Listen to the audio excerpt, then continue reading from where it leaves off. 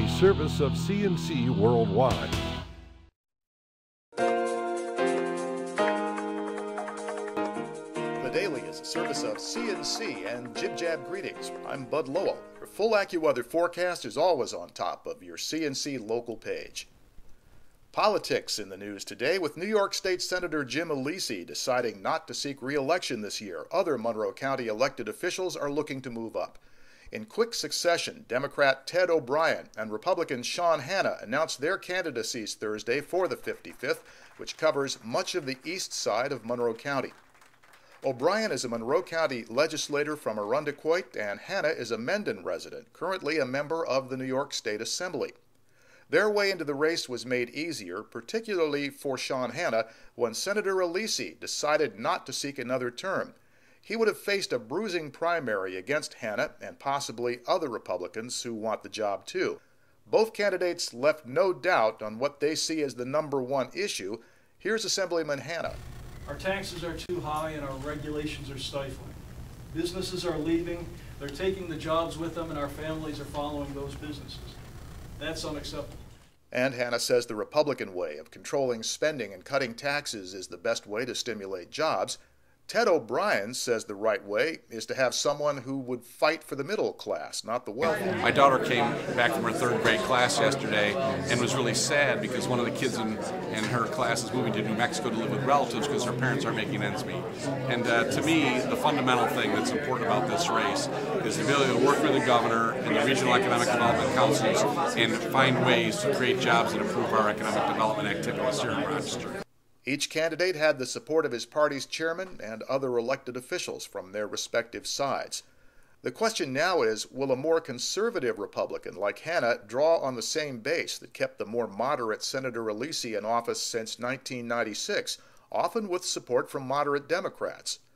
Republican Chairman Bill Reilich says that one is a slam dunk, but Democrats point out O'Brien can claim a record of advocating for lower property taxes and streamlined county government. As for why Senator Alesi stepped out, his support in his own party had suffered after he became one of only 4 Republican senators to vote in favor of New York's Marriage Equality Act. That vote helped open the way to legalize gay marriage in New York. Alesi also filed a controversial lawsuit against the owners of a Parenton home last year. Alesi illegally entered the premises in 2008, claiming he believed it was for sale. He broke his leg while climbing a ladder. Then 3 years later, he sued the owners and the builder the day the statute of limitations was set to expire, alleging the construction site was unsafe. Alesi withdrew the suit after an uproar from the public and Republican Party officials. He said stepping aside now is for the good of the party. Kodak wants to move ahead with a patent infringement case against Shutterfly, the company buying its online Kodak gallery. Kodak was suing Shutterfly and Tiny Prints, a company that prints personalized cards, but that case went on hold when Kodak filed for Chapter 11 bankruptcy. Kodak filed a motion in U.S. bankruptcy court to modify the automatic stay on the lawsuit and allow it to move forward. Shutterfly filed a counter motion with the same court to keep the case on hold. According to General Patent Corporation, a major patent enforcement law firm, Kodak is apparently confident about its chances for success and thinks a favorable ruling could bring in a much-needed $100 million or more.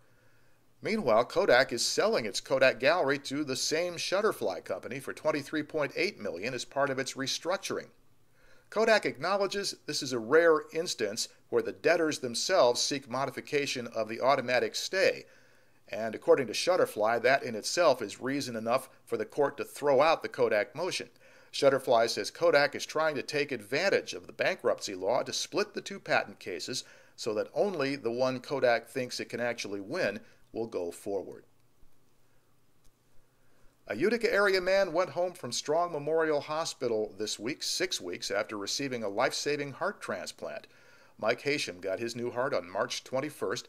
The 41-year-old father of 4 had suffered from viral cardiomyopathy and an enlarged heart since he was 20. 4 years ago, he came to the University of Rochester Medical Center to have the ventricular assist device, the VAD, a sort of auxiliary heart pump, installed in his chest to keep his damaged heart beating. Since then, he wasn't able to feel his heartbeat or pulse until after the transplant. Cardiac surgeon Dr. Todd Massey performed the transplant on Mark Hysham, and cardiologist Dr. Jeffrey Alexis said Hysham was on the transplant list for nearly 4 years before the donor heart became available. The VAD kept him alive all that time. On this page, you can find links to these and other stories. At the bottom, links you can use to post your own news updates, sports, and salutes. Next news as it happens, updates when necessary. I'm Bud Lowell, CNC News.